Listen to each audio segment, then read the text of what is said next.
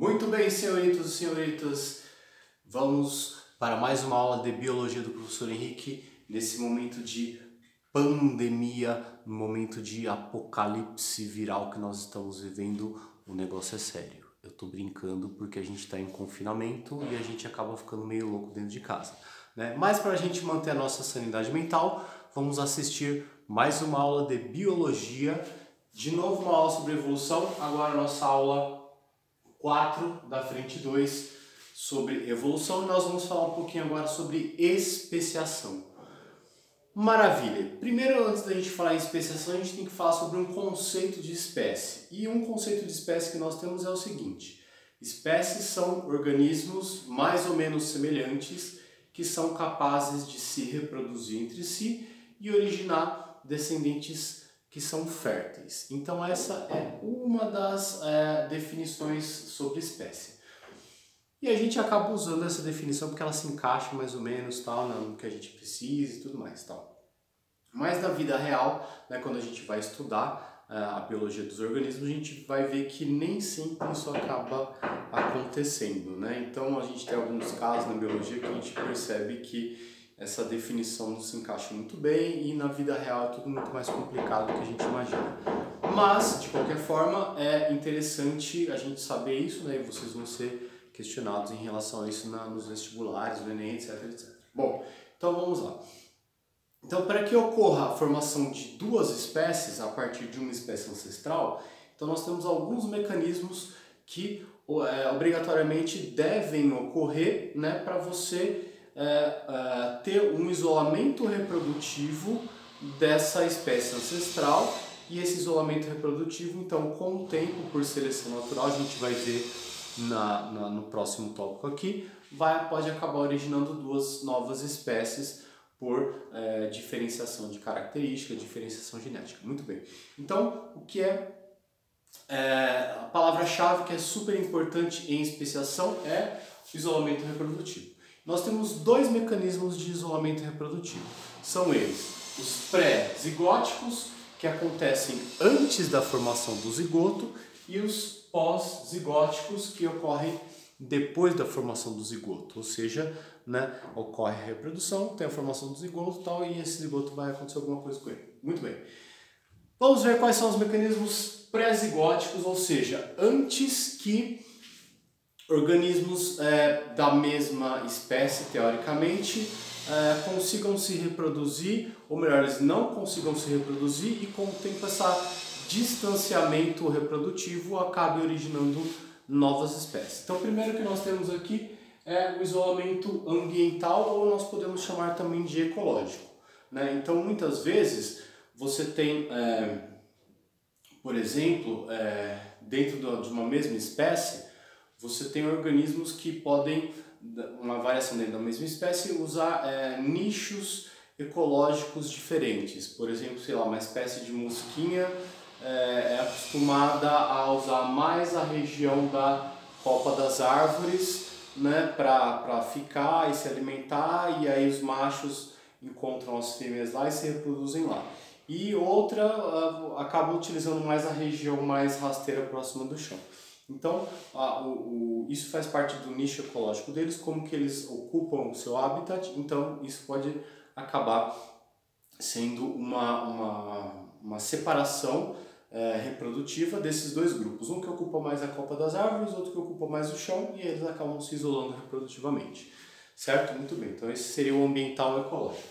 Segundo, seria o comportamental. Né? Então nós sabemos que em uma série de grupos de animais, né, quando a gente fala em comportamento, a gente pensa em animais, né? Existem diferentes comportamentos de corte, né? Então nós sabemos que na natureza são os machos que devem conquistar as fêmeas para a reprodução, então são as fêmeas que são as detentoras do poder reprodutivo, né? Então são elas que decidem com que elas vão se reproduzir ou não. Então os machos eles têm que convencer essas fêmeas, né, a se reproduzirem com eles. Então existem disputa, briga entre machos, né? Por exemplo, dois machos de cervos disputando a mesma fêmea e tudo mais. E eu vou usar um exemplo clássico que é das aves, né? Então as aves têm um comportamento bastante peculiar e próprio delas, de que os machos eles têm que eles se apresentam para as fêmeas, eles podem dançar, exibir as penas, um exemplo clássico é do pavão, né, mostrando as penas e tudo mais, para chamar a atenção da fêmea, né? Então esse tipo de comportamento de dança, né, então tem algumas danças bastante peculiares. Se vocês tiverem curiosidade, depois vocês procurem na internet por aí vídeos e tudo mais sobre, por exemplo, as aves do paraíso, né? Então elas têm uma diversidade enorme de cores de penas e de danças e de rituais de acasalamento muito lindo para vocês assistirem, né? Então esse comportamento, né, de um macho fazer uma dança de uma forma e aí ele chama a atenção de algumas fêmeas, só que não chama a atenção de outras fêmeas, por exemplo, da mesma espécie. Aí outro macho vai e faz uma dança ligeiramente diferente, então isso acaba chamando a atenção de outras fêmeas da mesma espécie, então eles começam a se separar reprodutivamente a partir de comportamentos diferentes. Ou comportamento no sentido de construção de ninhos, né, diferentes, e etc, etc. Então comportamentos diferentes podem ser mecanismos de isolamento reprodutivo antes da formação do zigoto. Depois nós temos isolamento mecânico, que é, por exemplo, quando não ocorre o acoplamento, né, certo dos órgãos reprodutores do macho e da fêmea. Eu vou citar um exemplo bem esdrúxulo para vocês, né? Se você pegar duas raças de cachorro, por exemplo, sei lá, você vai tentar cruzar um Pinscher, né, um macho de um Pinscher com uma fêmea de São Bernardo, por exemplo, né? Então não tem um acoplamento muito correto, e aí por não ter esse acoplamento mecânico, né, os espermatozoides não conseguem chegar no óvulo. Então essa é a barreira mecânica. E também nós temos o estacional, né? Isso é bastante pensado, por exemplo, em plantas, né, que são exemplos clássicos. Nós temos, por exemplo, às vezes dentro de uma mesma de uma mesma espécie, nós podemos ter plantas que acabam florescendo em períodos diferentes, em épocas do ano diferentes, né? E esse florescimento, e as flores são os órgãos reprodutivos das plantas, esses florescimentos e amadurecimento sexual em períodos do ano diferente, né, pode isolar um tipo de população com outro tipo de população. A gente pode usar um exemplo bastante clássico aqui no Brasil, na Mata Atlântica, que são os ipês, né? Temos ipê rosa, ipê roxo, ipê amarelo, ipê branco, né? Cada um floresce em uma época do ano diferente, né? Começa lá por abril, maio, começo do outono, tal, e vai até a primavera, que é o ipê amarelo, que é o último que floresce, né? Então todo esse período de outono até o começo da primavera nós temos esses diferentes períodos de floração. Não sei, provavelmente pode ser esse tipo de isolamento estacional que pode ter dado origem a essas diferentes espécies de ipê, mas isso é só um exemplo para vocês entenderem. Então esses são os tipos de mecanismo pré-zigóticos. Agora temos os mecanismos pós-zigóticos. No mecanismo pós-zigótico sempre ocorre a formação do híbrido, né? Que faltou um acentinho, do híbrido. Vamos lá, Ney. Isso aí, vamos lá. Me ajuda a corrigir, muito bem. Do híbrido. E esse híbrido, o que vai acontecer com ele? Esse híbrido, então, ele muitas vezes pode ser a mistura de duas espécies muito próximas, mas a formação desse híbrido, né, de repente, ele pode ser inviável, né? Então, a formação desse híbrido, ele até ocorreu a formação do zigoto, de repente esse zigoto é abortado, ou de repente ele até nasce, mas ele não consegue chegar à idade adulta, acaba morrendo antes por problemas de saúde, genéticos e tudo mais. Ou então o híbrido é formado, né, ele consegue sobreviver, porém esse híbrido ele é estéril. É tipo você acabar cruzando o jumento com a égua, dar o burro ou a mula, que são animais que são estéreis, né, um cruzamento entre duas espécies diferentes. Então esses mecanismos são mecanismos pós-zigóticos. Esse é nosso primeiro tópico que nós estamos falando agora. Vamos ver o próximo tópico agora. Ney, sim, você me ajuda como sempre? Sim, muito bem, Ney. Maravilha, Ney, continuando aqui. Então, duas formas também de especiação que nós temos são a especiação alopátrica e a simpátrica. Qual é a diferença de cada uma delas? Na especiação alopátrica, o que a gente tem? Nós temos principalmente um isolamento geográfico ou uma barreira geográfica que é formada separando as duas populações. Então nós temos uma população inicial, né, que tem a sua variabilidade genética, todos os indivíduos, né, inicialmente juntos, de repente surge uma barreira geográfica, o surgimento de um rio ou de uma montanha, ou então a deriva continental, né, que ocorreu na Pangeia aqui e tudo mais, acaba separando essas populações. E essas populações separadas por um isolamento geográfico, uma barreira geográfica, vão sofrer pressões de seleção natural diferente nesses ambientes diferentes. E elas vão começando a ficar cada vez mais distintas geneticamente uma da outra. Até o ponto em que, se essa barreira geográfica desaparecer e elas voltarem a ficar reunidas no mesmo local, elas não conseguem mais trocar genes, ou seja, ocorre um isolamento reprodutivo nelas. Nesse momento onde ocorre esse isolamento reprodutivo, elas já passam a ser duas novas espécies diferentes derivadas de uma espécie ancestral. Então essa barreira geográfica ela serviu como fonte, ou isolamento geográfico, como fonte de isolamento reprodutivo, né? Posteriormente elas podem voltar a estar no mesmo ambiente, mas elas já não conseguem mais trocar genes, não conseguem ser mais a mesma espécie. Então essa é a especiação alopátrica, tem um isolamento, uma barreira geográfica, que leva ao isolamento reprodutivo. Já na especiação simpátrica, sim significa junto. Simpátrica junto na mesma pátria, ou seja, todo mundo está junto no mesmo lugar. Então não ocorre uma barreira ou isolamento geográfico. E nós vimos nos tipos de isolamento anterior, né, pré-zigóticos, por exemplo, né, que eles podem estar no mesmo ambiente, mas podem ter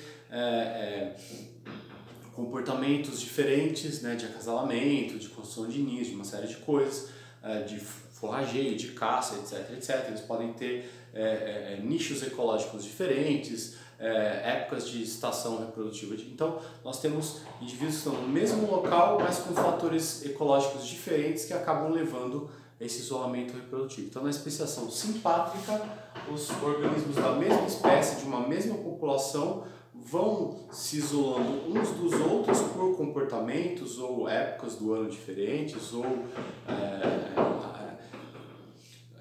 nichos ecológicos, características ecológicas diferentes, etc, etc. Então, nesse caso da simpátrica, estão todos no mesmo local e eles acabam originando espécies diferentes por isolamento reprodutivo apenas, sem isolamento geográfico. Já na especiação alopátrica, o isolamento geográfico acaba levando ao isolamento reprodutivo. Então, a especiação simpátrica, todos juntos no mesmo lugar, acabam se isolando reprodutivamente, dando origem a espécies diferentes. A especiação alopátrica ocorre um isolamento geográfico que leva a um isolamento reprodutivo e leva à formação de novas espécies diferentes. Sim, Ney? Sim, vamos continuar então falando do nosso próximo tópico agora. Muito bem, senhoritos e senhoritas, continuando agora aqui com o nosso novo conceito que a gente está vendo na nossa aula de evolução, que é o conceito de homologia ou estruturas homólogas. O que são estruturas homólogas? Estruturas homólogas são aquelas estruturas que estão presentes em um ancestral evolutivo comum daquele grupo. Essas estruturas elas possuem a mesma origem embrionária, então ela indica uma relação de parentesco evolutivo. Só que essas estruturas elas podem ter são as mesmas estruturas, por exemplo, tem os mesmos ossos. Vamos usar como exemplo a asa de um morcego e a nadadeira de uma foca, de uma baleia. A asa do morcego está adaptada para o voo, mas tem os mesmos ossos, né, dos braços e da mão do que a nadadeira de uma baleia ou de uma foca, que estão adaptados para o nado. Então são funções diferentes, mas a base é a mesma estrutura. Então a mesma estrutura, mesmos tipos de ossos, que são ossos, tem cartilagens, tem músculos, tem pele, unhas e com função diferente. Então essas estruturas homólogas, elas nos dizem a respeito de um ancestral evolutivo comum, né? Então uma base de uma estrutura que no ancestral de todos os mamíferos era usada a pata da frente para caminhar no chão, né? E com a diversificação dessa espécie ancestral, que foi se adaptando a diferentes ambientes, essa estrutura por seleção natural, ela foi se adaptando e se tornando diferente, dando origem a asas, dando origem a nadadeiras, né, dando origem a patas especializadas para cavar no chão, né, ou a membros especializados na manipulação de objetos, como é o caso das nossas mãos, ou a membros para se locomover em árvores, né? Então isso é um exemplo de um processo evolutivo chamado irradiação adaptativa. O que é essa irradiação adaptativa?